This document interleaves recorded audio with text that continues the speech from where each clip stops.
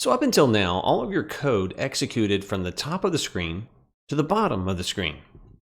You couldn't control whether one block of code executed or another block. You couldn't compare one value with another. You couldn't assign a value to a variable and then say, well, if this variable equals something, then let's do something else. The book compares this to a flowchart, where rather than the code running linearly, like one line after another, instead, the book compares this to a flowchart, where if certain conditions are met, then the code might execute. And if those conditions are not met, then the code does not execute.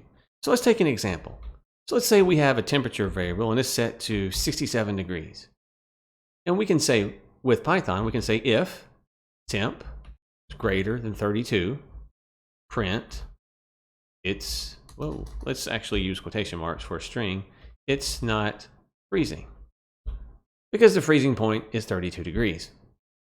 So if we run this, we'll see that it says it's not freezing, which makes sense because 67 is greater than 32.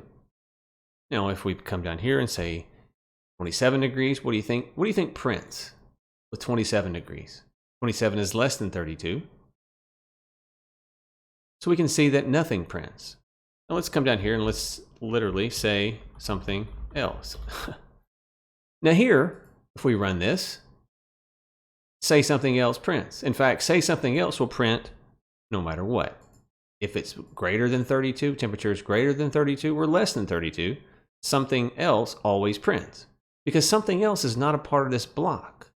What makes this block of code a part of the if statement is the indent right here. So let's do another one, and we can just copy and paste it, I guess would be quicker. What prints now?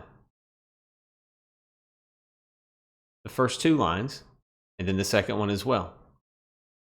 Again, if it's less than 32, then just this line prints.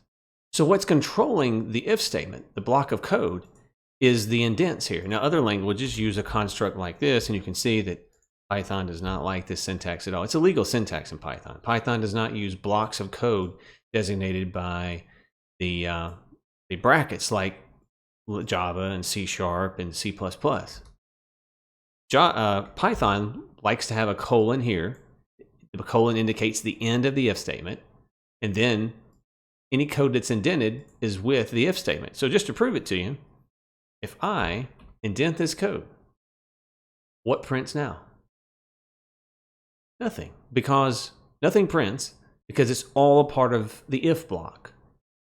And of course, if we change it up here, something like this, then everything prints because it's all a part of the if block.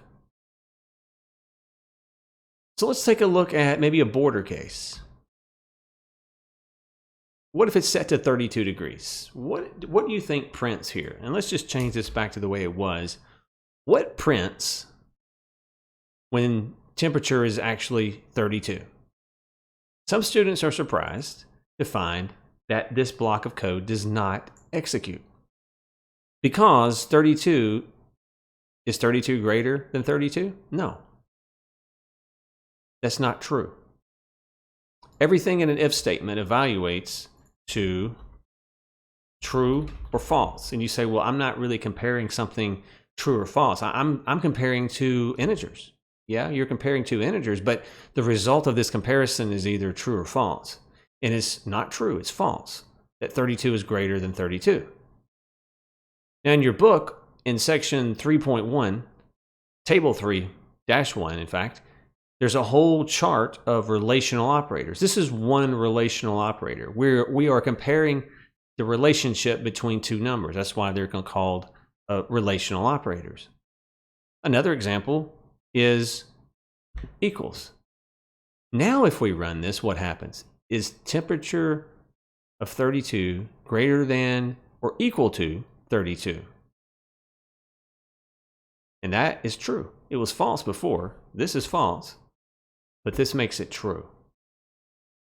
We run this, then it prints. This block executes here. Now, that's greater than and greater than or equal to. Their other ones include less than and less than or equal to. And then there's just the equality. This is an interesting one. If temperature equals 32. And notice how we said equals equals. We didn't say this type of equals. Remember, this type of equals is called an assignment operator. It assigns this value to this variable. But double equals is a comparison operator. So it's comparing.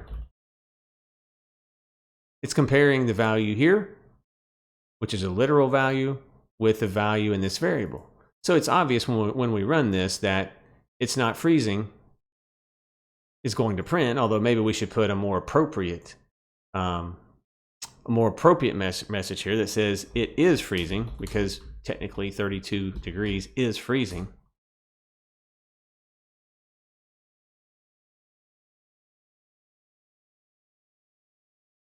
What about this? If we say, is temperature less than 32? Is 32 less than 32? No, that's false. So this will not print.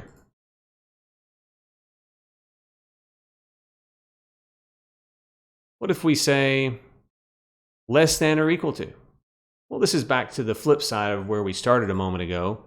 Now it will print because it is equal to.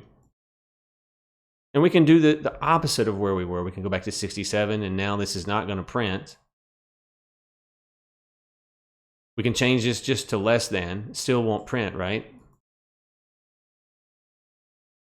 Now let's get to 27 degrees. What happens now? Well, it's going to print because is 27 less than 32? Now, a valuable skill here is not to just stare at temp and say, well, I'm not sure how to trace this. You need to learn how to hand trace code. It's simple here. It's a little harder as you go forward with more complex code, but you understand that temp is equal to 27, so you can just read this mentally thinking, if 27 is less than 32, then this prints. That's a true statement. If we run it, you can see that that's true. The statement is true. And then there's another interesting relational operator too. And again, the list is is in table 3.1 for all of the relational operators. We can do the opposite. Remember, a moment ago we saw equals equals, didn't we? Well, what about now? If 27 is not equal, that's what this means, not equal. If 27 is not equal to 32, then we can say the numbers didn't match. Maybe that's the one truthful statement we can assume about this comparison. But what if they do match? If temperature is not 32, if 32 is not 32, it doesn't print because it's a false statement. 32 is 32. So we're testing if 32 is not 32. I recommend that you play around with this a little bit in Python, especially if it's the first time you've heard of relational operators, because there really is a lot going on here with greater than, less than, greater than or equal to, less than or equal to, and then of course you've got the equality here. A lot of students confuse this. Python is a very user beginner friendly language. Python will not let you do this. Some languages will, which creates bugs because this doesn't do what you think it does in other languages. Python just says, hey, we're not even going to let you do this. This is an assignment operator, and we're not going to let you do it down here in an if statement. So Python is very user-friendly. So if you're trying to write an if statement, I've seen students do this before, beginners, and they just stare at the screen not knowing what to do next. It looks like this should work until someone points out that for an equality comparison, which is what an if statement does, an if statement doesn't assign a value like this does up here. The if statement simply compares, so you must have the two equal statements. Now, another thing to look at that's interesting is let's change the temperature back to 67 for a minute. Let's say if it's greater than 32, we can say it's not freezing. And let's change this to say it is freezing.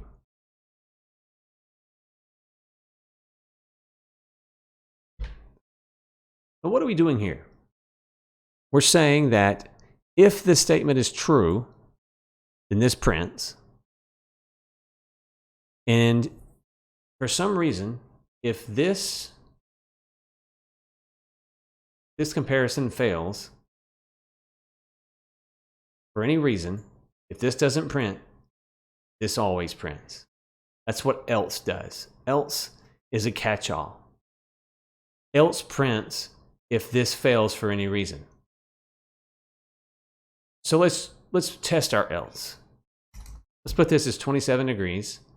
And if we run this code, the else part will execute because the if part did not. And if we put it exactly at 32 degrees, we can see that the top portion here did not execute because 32 is not greater than 32. So the else statement kicks in. So in a sense, this condition must be true for this code to execute. But down here, there could be an infinite number of situations where this code executes. So in other words, if this is false, if this evaluates to false, this never prints, this always prints. Else, that's why people call else a catch-all.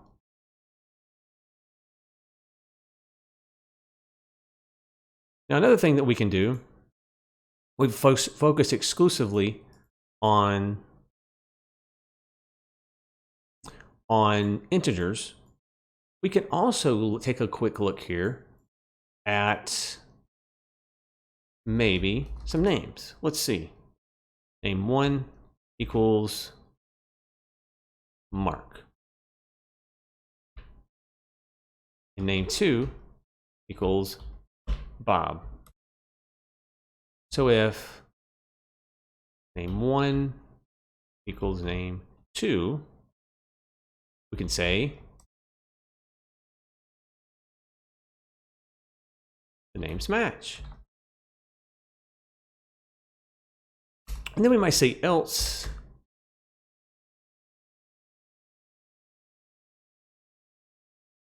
the names don't match.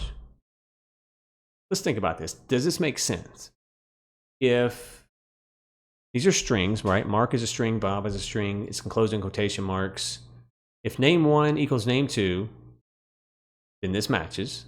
And then otherwise, if this fails for any reason, this statement is executed. So let's see. Right now, this should say they don't match because they don't. But what if we change it to Mark here? Now, does Mark equal Mark? And the answer is going to be obviously yes. The names match.